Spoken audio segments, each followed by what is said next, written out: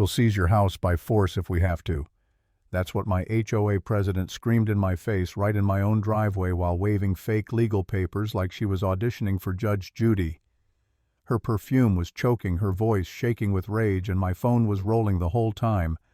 I didn't know it yet, but by the time this story ended, she'd be the one wearing handcuffs. My name's Marcus. I'm 34, former military logistics coordinator, and after 8 years of saving every damn penny, I finally bought my dream house, a 1960s ranch on Maple Grove Lane. No HOA, no board, no permission slips to plant a tree. I wanted peace, freedom, and maybe a little redemption after a messy divorce. I picked this place because it was the only one left outside of the Willowbrook HOA, a tiny island of independence surrounded by manicured tyranny. The old lady who sold it to me, Mrs. Chen, told me proudly she'd told the HOA where to shove their membership letters. I liked her instantly. Then came Diane Fletcher. Picture a 50-something woman with perfect hair, a smile so fake it looked sculpted, and the soul of a parking enforcement officer who never recovered from middle school power trips. She showed up during my walkthrough carrying a fruit basket like she was welcoming me to her cult. "You'll obviously want to join our HOA," she chirped.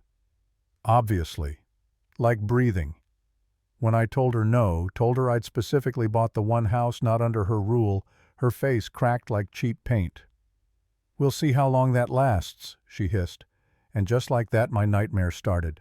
8 hours later, I got her first letter, demanding I paint my blue house community beige, replace my mailbox, tear down my shed. The paper smelled like legal intimidation and bad perfume. Then came code enforcement. Then the police. She called in a noise complaint because I mowed my lawn at 10 a.m. on a Saturday. The officers actually laughed, told her noise ordinances don't even apply until 11 p.m. But I could see it in her eyes. This wasn't about rules. It was about control. At first I tried to ignore her, keep my head down. I'd been through worse combat zones, divorce court, military bureaucracy. But this was different. Every day brought something new.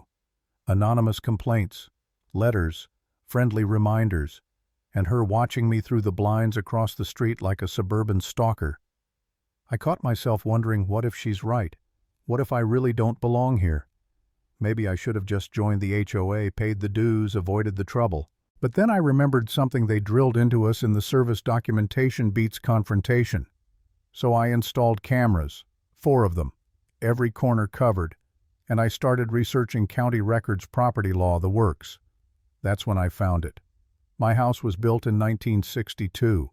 The HOA didn't exist until 1987. That meant they had 0 legal authority over me. Diane had as much power as a mall cop outside his parking lot. When I realized that, something in me flipped. Fear turned into focus. I replaced my old driveway with luxury stone pavers. I landscaped the yard so clean it could have been a magazine cover. If she wanted a fight about property values, I was going to win it with beauty and receipts. My neighbors started to notice. Mrs. Rodriguez from next door brought cookies. Others stopped to compliment the upgrades, quiet little acts of rebellion against Diane's reign. And that's when the real war began. Diane organized safety patrols, 3 of her cronies walking past my house every 2 hours with clipboards. She filed animal control reports for dogs I didn't have. She called the city claiming I was running a business illegally because I worked from home. Each time inspectors showed up, looked around, and left shaking their heads. One of them finally muttered, "We've seen her type before." Then one night I got an emergency notice from the city, suspected water leak. Crews showed up, tore up half my yard, found nothing. But my cameras caught something better. Diane's husband Gary creeping around my backyard at 2:30 a.m. with a flashlight. I turned that footage in, and within a week he was charged with trespassing. Watching him in court squirming while the judge read the charge was the first time I smiled in months. But Diane didn't back off. Oh no. She escalated. She filed for adverse possession, claiming my property was abandoned while I was literally living in it. She called my insurance company with fake hazard reports. She even started a petition accusing me of negatively impacting community values. That was when a former HOA board member, Tom Bradley, knocked on my door with a beer and a warning. "You're not her first target. She's been running people out for years. Single parents, retirees, military families, anyone who won't bow down. I remember sitting on my porch that night, the cicadas buzzing, feeling this heavy mix of anger and disbelief.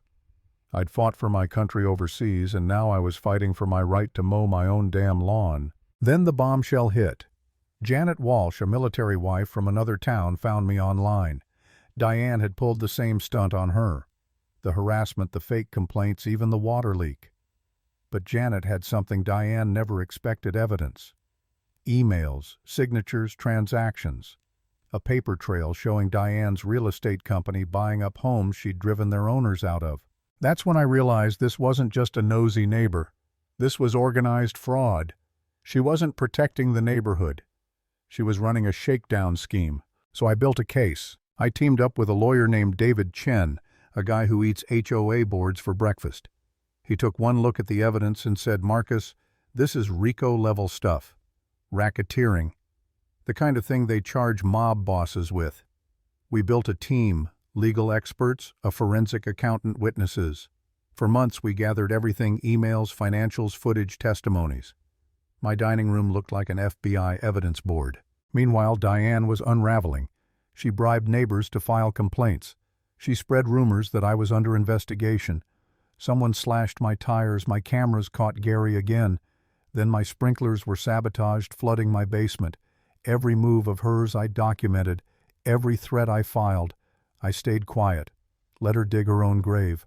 Then came her masterpiece of stupidity. She tried to frame me with drugs. Planted a little baggie by my back door. Unfortunately for her, my cameras caught the whole thing. Clear as day, Diane, flashlight in hand, sneaking up like a cartoon villain. When the cops saw it, they didn't even hide their smirks. "That's felony evidence tampering," one of them said. The FBI got involved. Turns out Diane wasn't just stealing from us.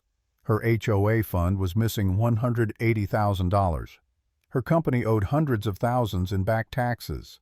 She was secretly in bed with a development firm planning to rezone the neighborhood into a commercial strip mall. But to do it, she needed my property. My land was the keystone in her multi-million-dollar deal. That's why she wanted me gone. By now I wasn't scared. I was furious. I remember the night I almost gave up after another false police report and a visit from Child Protective Services because Diane claimed I was an unfit father. Watching my daughter Zoe cry because strangers were questioning our home broke something in me. For a moment I wanted to sell, pack up, disappear. But then I saw her. My little girl look at me and ask, "Dad, are we going to be okay?" That was it. I wasn't leaving. Not for her. Not for anyone. So I went all in. We filed lawsuits. We alerted the FBI. I created a neighborhood tip line. One by one, the residents who'd been scared into silence started to talk. Mrs. Rodriguez, trembling, handed me letters Diane had sent threatening foreclosure. Tom found old HOA records showing missing funds. The picture was crystal clear now: embezzlement, fraud, conspiracy, harassment. We set the trap. The city council had a public meeting scheduled, the perfect stage. I requested time to speak under community safety concerns. Diane showed up smiling like she owned the room. She had no idea. When my name was called, I walked up with 3 banker boxes full of evidence. "Good evening," I said into the mic. "I'm here to address systematic criminal harassment and federal racketeering happening right here in Willowbrook." The room gasped.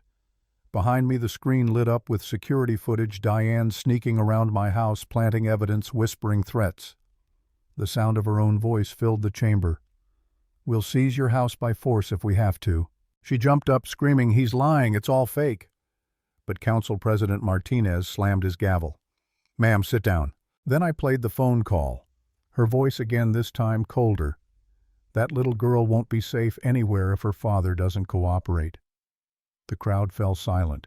You could hear hearts drop. Then the police chief stood. "Ladies and gentlemen," he said, "what you've witnessed is the result of a 6-month joint investigation." He turned to her. "Mrs. Fletcher, you are under arrest for harassment, embezzlement, evidence tampering, and racketeering." The handcuffs clicked, and for the first time in months I felt the air clear. Diane's perfect suburban mask shattered as they led her out, screaming about conspiracies. The neighbors who once avoided eye contact stood and applauded. No celebration, no champagne, just silence, relief. Later that night I stood in my yard, the same driveway where it all began, watching the security light flicker across my new pavers. I thought about every sleepless night, every moment I almost gave up. All the fear, the anger, the frustration, it was over. But what stuck with me most wasn't the victory. It was the lesson. Evil doesn't always wear a mask. Sometimes it wears pearls and carries a clipboard. And the only thing scarier than a bully with power is when nobody stands up to them.